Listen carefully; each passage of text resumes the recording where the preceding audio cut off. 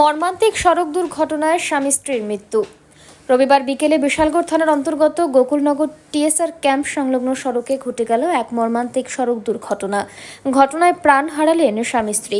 জানা গেছে, খোয়াই জেলার বাসিন্দা দিবাকর ঘোষ ও তাঁর স্ত্রী প্রিয়াঙ্কা ঘোষ কমলাসাগর কসবেশ্বরী কালী মন্দিরে পুজো দিয়ে স্কুটি করে ফিরছিলেন।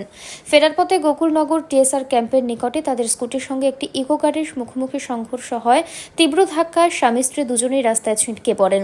স্থানীয়রা দ্রুত তাদের উদ্ধার করে বিশালগড় মহকুমা হাসপাতালে নিয়ে যান। সেখানে চিকিৎসকরা প্রিয়াঙ্কা ঘোষকে মৃত বলে ঘোষণা করেন। দিবাকর ঘোষের অবস্থা আশঙ্কাজনক হওয়ায় তাকে হাপানিয়া মেডিকেল কলেজে রেফার করা হয়, কিন্তু সেখানে নিয়ে আসার পর চিকিৎসকরা তাকেও মৃত ঘোষণা করেন।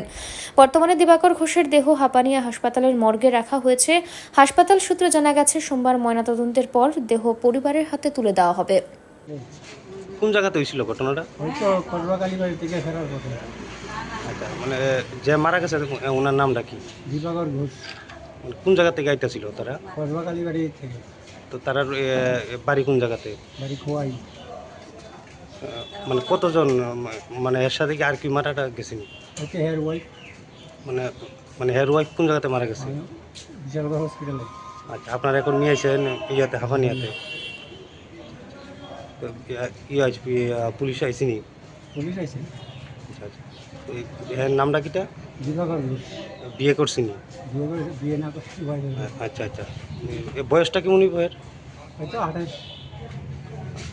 আচ্ছা, আপনার ছেলে না? ব্যুরো রিপোর্ট, অবিরাম 24/7।